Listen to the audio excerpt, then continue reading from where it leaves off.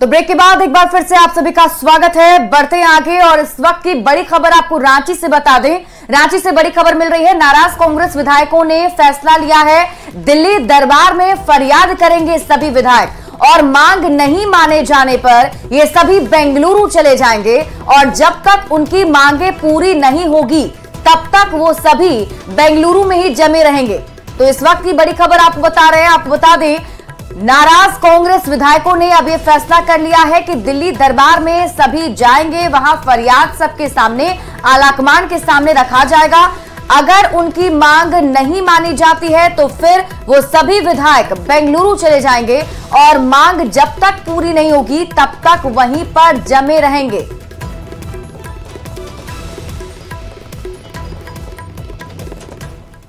झारखंड के 8 नाराज कांग्रेस विधायक देर रात रांची से दिल्ली चले गए। शुक्रवार तक 12 विधायकों की नाराजगी की बात कही जा रही थी, पर इनमें से 8 विधायक ही दिल्ली गए, जबकि 4 विधायकों के आज दिल्ली जाने की बात कही जा रही है। और ये विधायक दिल्ली में कांग्रेस ऑब्जर्वर उमंग सिंगार के सामने अपनी बात रखेंगे। चंपाई कैबिनेट के विस्तार में कांग्रेस कोटे के पुराने विधायकों को दोबारा मंत्री बनाए जाने से ये विधायक नाराज बताए जा रहे हैं। तो कांग्रेस अध्यक्ष राजेश ठाकुर ने कहा है कि पार्टी के विधायक दिल्ली आ रहे हैं, वो शीर्ष नेताओं के सामने अपनी बात रखेंगे। इसके बाद शीर्ष नेताओं को जो भी फैसला लेना होगा वो हर किसी को मान्य होगा। लेकिन आपको बता दें कि ये सभी विधायक अब आर पार की मूड में हैं। वो इसलिए क्योंकि इन सभी विधायकों की तरफ से साफ कह दिया गया है कि अपनी फरियाद वो आलाकमान के सामने रखेंगे, लेकिन अगर उनकी मांगे पूरी नहीं की जाती है तो वहां से वो बेंगलुरु चले जाएंगे, रांची वापस नहीं आने वाले हैं। और जब तक उनकी मांग पूरी नहीं हो जाएगी तब तक वो सभी बेंगलुरु में ही जमे रहेंगे। इरफान जी, कहाँ जाने का प्रोग्राम? दिल्ली जा रहे हैं। दिल्ली जा रहे हैं। दिल्ली क्या वहाँ आलाकमान से मुलाकात कीजिएगा? नाराजगी करने वाले हैं क्या? नाराजगी नहीं, हम लोग जा रहे हैं। हम दिल्ली जा रहे हैं अपने आलाकमान से मिलने। कोई प्रॉब्लम है क्या? हमारा हेडक्वार्टर वो है। बात खत्म। नाराजगी है वो बात पार्टी में बताएंगे, आपको बताने की जरूरत नहीं है। हमारी पार्टी का इंटरनल मैटर है। बसंत सोरेन क्यों नहीं आएंगे? गुरुजी के बेटे हैं, इस राज्य के सबसे अहम परिवार के बेटे हैं, सरकार के अहम हिस्सा हैं। और अगर महागठबंधन होता है तो हम गांधी परिवार को जानते हैं या सोरेन परिवार को जानते हैं, तो निश्चित तौर पर उनका आना बनता है। जो भी बात होगी, जो भी हमारी नाराजगी है, नाराजगी कह लें या काम पे संतुष्टि अपना उसको कह लें, हम लोग तमाम बातों पे हम लोग बात करेंगे। दिल्ली से जयपुर भी मूव करने की बात हो रही है? नहीं, आलाकमान से बात हुई है। आलाकमान के हम लोग अनुशासन में रहने वाले कार्यकर्ता हैं। नहीं, अभी ऑब्जर्वर लगाए हुए हैं, दिल्ली AIC ऑब्जर्वर लगाए हैं। और इधर नई दिल्ली में झारखंड के मुख्यमंत्री चंपाई सोरेन आज कांग्रेस अध्यक्ष मल्लिकार्जुन खड़गे से मुलाकात करेंगे। इस मौके पर लोकसभा चुनाव को लेकर सीट शेयरिंग पर मंथन होगा। आपको बता दें, इस पर बात करने के लिए JMM की ओर से सीएम चंपाई सोरेन के अलावा महासचिव सुप्रियो भट्टाचार्य, विनोद पांडे और सुदेव सोनू भी दिल्ली गए हैं। इस मौके पर सीएम चंपाई सोरेन की मुलाकात कांग्रेस नेता सोनिया गांधी से भी हो सकती है। मुख्यमंत्री चंपाई सोरेन आज शाम नई दिल्ली से वापस रांची भी लौट आएंगे।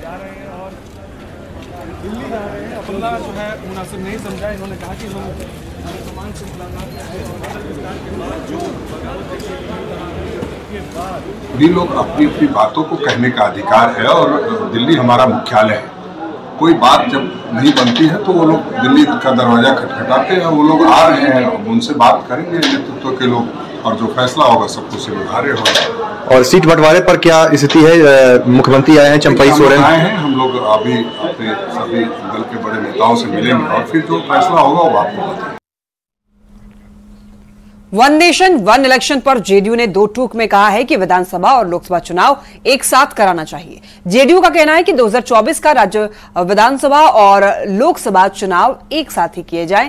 जेडीयू के पूर्व राष्ट्रीय अध्यक्ष ललन सिंह और संजय झा पूर्व राष्ट्रपति रामनाथ कोविंद से मिले। जेडीयू के शिष्टमंडल ने पूर्व राष्ट्रपति रामनाथ कोविंद के सामने अपनी राय रखी।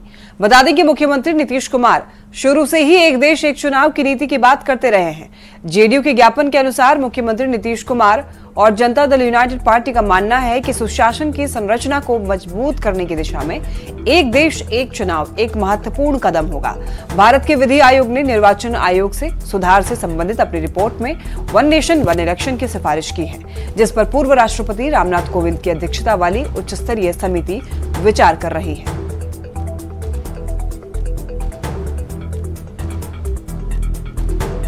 तो लोकसभा चुनाव से पहले सत्ताधारी दल और विरोधी दल में विकास कार्य का क्रेडिट लेने की होड़ मची हुई है। महागठबंधन सरकार के समय स्वीकृत हुई योजनाओं का आरजेडी विधायक शिलान्यास कर रहे हैं और तेजस्वी यादव को इसका क्रेडिट दे रहे हैं। छौड़ा दानो और बनकटवा प्रखंड को जोड़ने वाली जर्जर पुल की जगह नए पुल का निर्माण होगा।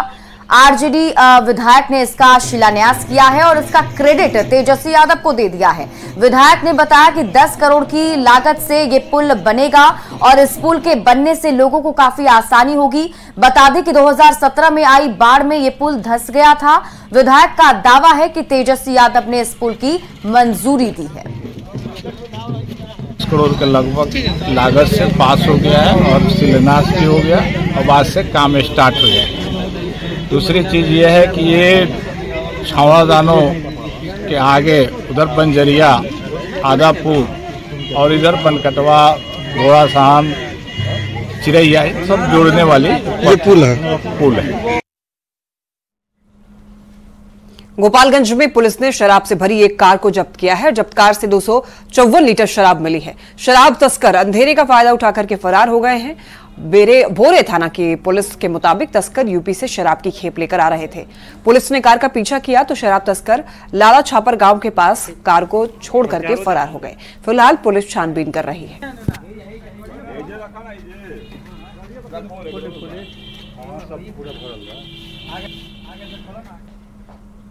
खबर गोपालगंज से है, जहां पुलिस ने जुआ के अड्डा पर छापेमारी कर ताश खेल रहे 8 लोगों को गिरफ्तार किया है। नगर थाना पुलिस ने भोजपुरवा गांव के एक मकान में छापेमारी कर बड़ी कार्रवाई की है। गिरफ्तार लोगों के पास से 2,77,000 रुपए कैश के साथ ही 7 मोबाइल और 2 बाइक भी जब्त किए गए हैं। बताया जाता है कि रात में लोगों को बुलाकर जुआ खिलाने का धंधा यहां चल रहा था। पुलिस की छापेमारी में सभी पकड़े गए। मुंगेर में 26 वर्षीय युवक का पंखे से लटका हुआ शव मिला है और इसके बाद सनसनी फैल गई है। बताया जा रहा है कि युवक पोस्ट ऑफिस में ज्वाइन करने ही वाला था और इस घटना के बाद परिजनों में कोहराम मचा हुआ है। दरअसल युवा छोटा सा व्यवसाय करता था और गोदाम में ही सोता था। मौके से शराब की बोतल भी मिली है। परिजनों ने दोस्तों पर गलत संगत में डालने का आरोप भी लगाया है। परिजनों के अनुसार गलत संगत में आकर के उसने ये कदम उठाया होगा। हालांकि पुलिस मामले की छानबीन कर रही है।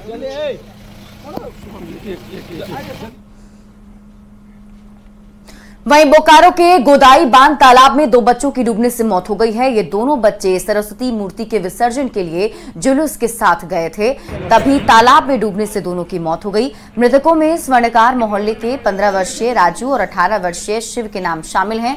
इस घटना से पूरे मोहल्ले में मातम पसर गया है।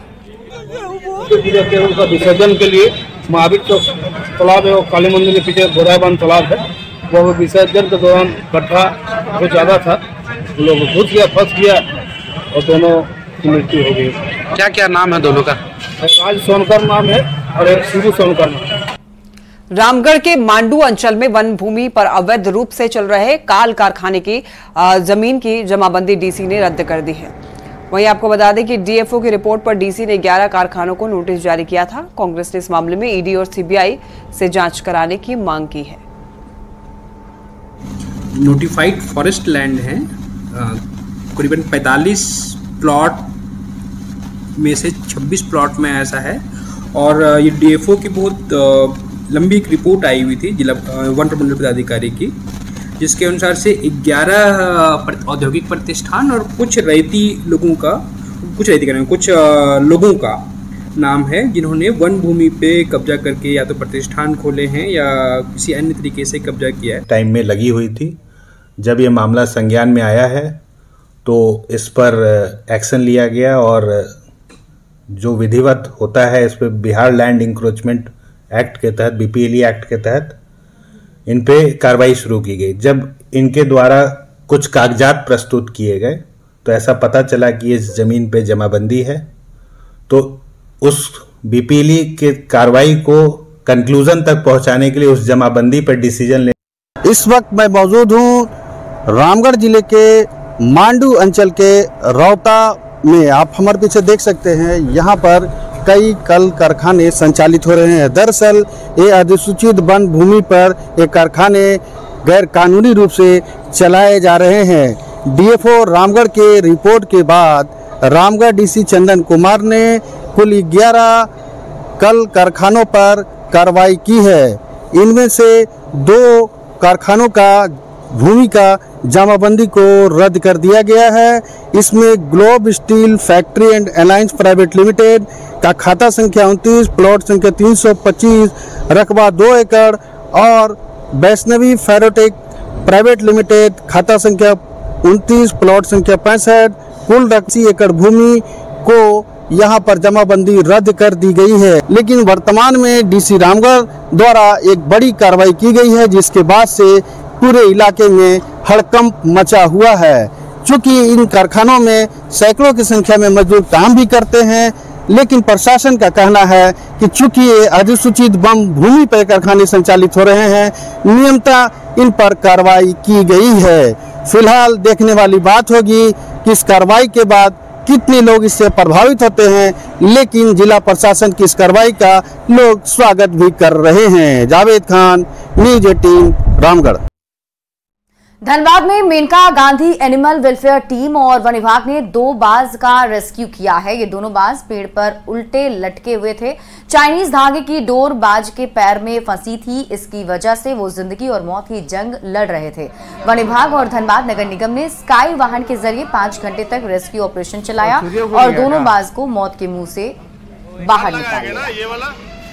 योग से मैं धनबाद में एनिमल रेस्क्यू करता हूँ। साथ ही ये फॉरेस्ट डिपार्टमेंट से हैं, डीएफओ सर हैं हमारे विकास पालीवाल सर, उनको मैंने फ़ोन किया था तो उन्होंने तुरंत फॉरेस्टर सोनू मंडल जी को और यमुना जी को भेजा और रेस्क्यू ऑपरेशन में उन्होंने फिर नगर निगम से सहयोग लिया। ये गाड़ी हम लोग को वाहन उपलब्ध कराया। ये इसकी गाड़ी के बिना हम लोग का ये रेस्क्यू ऑपरेशन सक्सेस नहीं हो पाता, क्योंकि ये बहुत ही टफ रेस्क्यू है। मैंने बहुत सारे रेस्क्यू किए हैं पिछले 8-10 साल से, लेकिन ये जो रेस्क्यू ऑपरेशन था ये मेरा सबसे टफ और हार्डेस्ट रेस्क्यू था।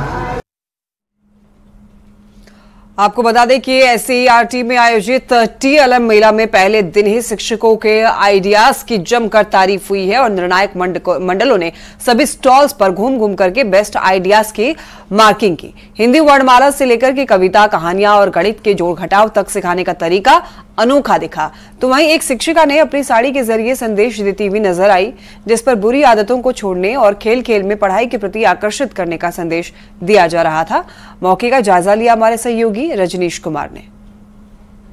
आरटी की तरफ से पहली बार राजधानी पटना में टीएलएम मेला का आयोजन किया गया है, जिसमें राज्य भर से 358 शिक्षक जो हैं चयनित हुए हैं और सभी मेला में पार्टिसिपेट करने के लिए पहुंचे हैं। यानी 2 दिवसीय यह मेला है और देख सकते हैं कि अलग अलग तरीके से जो इनोवेटिव आइडियाज़ है, जो अलग अलग अनुभव है, उसको शिक्षकों ने कार्टून के जरिए हो या अलग अलग जो तरीके हैं चित्र के जरिए या कला के जरिए यहाँ पर प्रस्तुत करने का काम किया है। तो हम इस वक्त सीधी बातचीत करेंगे। प्राइमरी डायरेक्टर हैं मिथिलेश मिश्रा, जो टीचर्स के काउंटर पर पहुँचे हैं स्टॉल पर। सर, क्या लग रहा है, किस प्रकार का आइडिया दिखाइए? देखिए, मैं अभी देख ही रहा हूँ इन लोगों का राज्य स्तरीय टीएलएम मेला अर्थात जो टीचिंग लर्निंग मटेरियल का एक समागम किया गया है। पूरे बिहार से करीब 400 शिक्षक यहाँ अलग अलग प्रोजेक्ट या अपने प्रदर्शन बना के लाए हैं, आप उनको दिखा सकते हैं जी। और इससे जो बच्चे अच्छा सीख सके, क्लासरूम में टीचर और बच्चों के बीच में अच्छा संवाद हो सके और जो टॉपिक है उसके बारे में अच्छे तरह से समझा सकें। तो जो भी आसपास की वस्तुएं हैं और उसके अलावा टीचर्स ने अपनी प्रतिभा से और अपनी मेधा से जो चीज़ बनाई है उनको हम लोग एक दूसरे के बीच में दिखाने के लिए बाकी हम चूंकि देख पा रहे हैं कि आईसीएसई और सीबीएसई स्कूल के कोई शिक्षक यहाँ नहीं है, सभी सरकारी स्कूल के शिक्षक हैं। तो एक मैसेज भी जा रहा होगा कि बिहार के सरकारी स्कूल के शिक्षक जो हैं किस प्रकार से शिक्षा दे रहे हैं। एक एक्स्ट्रा क्यूरिकुलम, एक्स्ट्रा एक्टिविटीज़ का भी एक संदेश मिल रहा होगा। देखिए, अभी जो 2 लाख टीचर बहाल हुए उसमें बहुत से शिक्षक प्राइवेट स्कूल से भी आ गए हैं। ये शिक्षक हुए हैं जिन्होंने पिछले साल अपने स्कूलों में टीएलएम बनाया था और जिला स्तर पर चयनित शिक्षक हैं। तो अगले साल जब आयोजन होगा तो उसमें और भी लोग आएंगे और भी नए कॉन्सेप्ट के साथ आएंगे। कोशिश ये है कि शिक्षक जो अलग अलग विद्यालयों में अपनी कक्षाओं में अच्छा प्रदर्शन करते हैं, उन सबके अच्छी चीज़ों को एक जगह लाया जाए, एसओपी डेवलप की जाए और उसे लार्ज स्केल पे बिहार के सभी विद्यालयों में रिपीट किया जाए।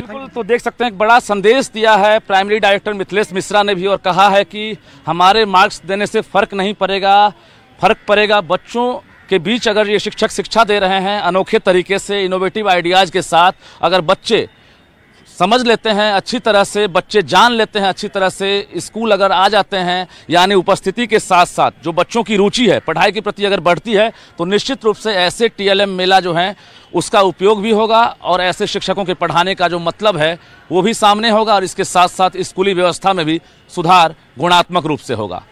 कैमरामैन दीपक के साथ रजनीश कुमार, न्यूज़ 18 पटना।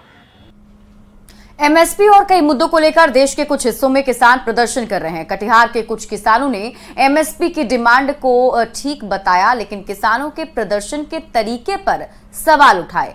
साथ ही कटिहार के कुछ किसानों का कहना है कि वर्तमान में केंद्र सरकार के सत्ता में आने के बाद से किसानों की स्थिति बेहतर हुई है। कृषि प्रधान जिला कटिहार के किसानों से बातचीत की है संवाददाता सुब्रत गुहा ने। जो देख रहे हैं सिर्फ पंजाब और हरियाणा का किसान वहाँ पर, और इतना गलत तरीका नहीं होना चाहिए। आज मान लीजिए रोड जाम है, अब एम्बुलेंस जा रहा है, वहाँ मरीज जो आता है वो डेथ हो जाता है। हाँ मांगिए, हम लोग भी MSP के समर्थन में हैं, लेकिन तरीका अलग होना चाहिए। हमारे जब से 14 से हमारे माननीय प्रधानमंत्री, हमारे मुख्यमंत्री जो है किसान पर फोकस कर रहे हैं। ये सब गलत बात है, ये सब आंदोलन नहीं करना चाहिए। कहा रोड चौड़ा ये सब जाम करने से कोई फायदा नहीं है, जो बैठ के करेगा वही सबसे अच्छा बात है। हम लोग प्रदर्शन जो देखे हैं तो ये गलत तरीका है। असल है कि प्रदर्शन करने का आप हर रात से कुछ ना कुछ किसान को ले जाइए, वहाँ संगठन में ले जाइए, इससे आपकी संगठन भी मजबूत होगी और सरकार भी देखेगी कि हर रात से कुछ न कुछ किसान आए हुए हैं, तो वो आपके बात विचार करने पर विमर्श होगी। ये आप बैरिकेडिंग वहाँ की प्रशासनिक जो व्यवस्था है उसको आप तोड़ ताड़ के भीतर घुसिएगा। ये हो हंगामा करने से आपको MSP कहिएगा सरकार दे देगी, ऐसी बात नहीं। जिले में लोग सड़क और रेल से यात्रा तो कर ही रहे थे, पर अब जलमार्ग भी नया विकल्प होगा। रेल सड़क के बाद अब बिहार का ये जिला जलमार्ग से भी आधिकारिक तौर पर जुड़ गया है। जिले को पहला रिवर स्टेशन मिला है और जल्द ही 2 अन्य रिवर स्टेशन भी बनकर तैयार हो जाएंगे। बड़हरा प्रखंड से गुजरने वाली गंगा नदी में महुली घाट पर रिवर स्टेशन बनकर के तैयार हुआ है और इसके बाद जिले के सिन्हा और ख्वासपुर में भी जल्द ही रिवर स्टेशन बनेंगे। तीनों स्टेशनों के निर्माण पर आपको बता दें कि 1 करोड़ 5 लाख रुपए खर्च किए जाएंगे। और 3 जगह पे जो मिनिस्ट्री ऑफ शिपिंग है भारत सरकार, उसके इनलैंड वाटरवेज अथॉरिटी के माध्यम से महुली में और खवासपुर में और साथ साथ सिन्हा में 3 जगह जेटी का निर्माण किया गया है, ताकि जो हमारा इनलैंड वाटर वे है उसको गति देने का काम करेगा। ये जो भी बनारस हल्दिया हमारा जो वाटर वे है इसको चालू करने में बहुत मदद मिलेगी। साथ ही साथ जो लोकल हमारे नाविक हैं उनको भी नाव ले जाकर लगाने में दिक्कत होती है, उतारने में दिक्कत। राज्य शिक्षा शोध एवं प्रशिक्षण परिषद पटना में राज्य स्तरीय निपुण TLM मेला का आयोजन किया गया है। इस मेले में हर एक जिले से शिक्षकों ने भाग लिया है। मेले का उद्देश्य कम लागत में शिक्षण सामग्री को बच्चों तक पहुंचाना है। इस मेले में 38 जिले के शिक्षकों की ओर से तैयार और चयनित 358 TLM सामग्री प्रदर्शित की गई। इससे राज्य के सभी स्कूलों के शिक्षक TLM का प्रभावी इस्तेमाल करने के लिए प्रेरित होंगे। के आधार पर सीखने पर जोर देता हूँ। अभी तक जो हम लोग बहुत वर्षों से मैकेले की शिक्षा व्यवस्था के तहत जो कार्य कर रहे हैं उसमें जानकारी लेते हैं, जानकारी देते हैं और जानकारी की व्याख्या करते हैं, यहीं तक सीमित है। लेकिन हम लोग अब समझे हैं कि बच्चों की कुशलता के विकास के लिए, उसके कौशल के विकास के लिए ये जो सबसे पहले है प्रखंड लेवल पर इसका आयोजन किया गया था और प्रखंड से जो शिक्षक का चयन हुआ है उनके TLM के साथ, जो उनका श्रेष्ठ TLM था उनके साथ उनका चयन हुआ। उसके बाद उन्होंने जिला स्तर पर अपनी प्रदर्शनी लगाई और जिला स्तर पर जो TLM उनका चयन हुआ श्रेष्ठ TLM, उस TLM फिर यहाँ पर राज्य स्तर पर लाया गया है। अभी जो आगे की योजना है कि राज्य स्तर पर 60 TLM का चयन किया जाएगा, जिसमें कि भाषा का 20 और गणित का 20 और EVS के लिए पर्यावरण के लिए 20 TLM का चयन। गया के सेंट्रल जेल में महिला बाल विकास विभाग ने पालना घर की शुरुआत की। सरकार ने निर्देश दिया है जिस भी सरकारी संस्थान में 25 महिलाएं कार्यरत हैं, वहां उनके साल तक के बच्चे के लिए पालना घर बनाया जाए, ताकि सरकारी संस्थान में कार्यरत महिलाएं अपने कर्तव्य के निर्वहन के साथ साथ अपने बच्चों का पालन पोषण भी अच्छे से कर सकें। गया सेंट्रल जेल में पदस्थापित महिला पुलिसकर्मी को ही अब पालना घर का केयरटेकर नियुक्त किया गया है। यहाँ बच्चों के लिए खास सुविधा दी गई है। बच्चों की उम्र के अनुसार यहाँ खिलौने रखे गए हैं। साथ ही जो बच्चे पढ़ने वाले हैं उनके लिए बुक्स भी हैं, स्लेट हैं, पेंसिल्स भी रखे गए हैं। फिलहाल अभी 6 बच्चों के भरण पोषण और देखभाल के लिए 2 महिला पुलिसकर्मियों को पालना घर की देखभाल के लिए रखा गया है। सरकार के स्तर से निर्देश दिया गया है कि जिस भी संस्थान में, सरकारी संस्थान में जहां 25 महिला कर्मी कार्यरत है, उनके 5 साल तक के बच्चे के लिए पालना घर बनाया जाए, ताकि वो महिलाएं अपने जो सरकारी जो कर्तव्य है उसका भी निर्वहन अच्छे से कर सके और उनके बच्चे का पालन पोषण और उसका विकास उस अवधि के लिए करना है। तो सरकार के इसी निर्देश के आलोक में हम लोगों के द्वारा आज पालना घर का उद्घाटन किया गया। और इसी के साथ वक्त तो चला एक छोटे से ब्रेक का। आप देखते रहिए न्यूज़ 18 बिहार झारखंड।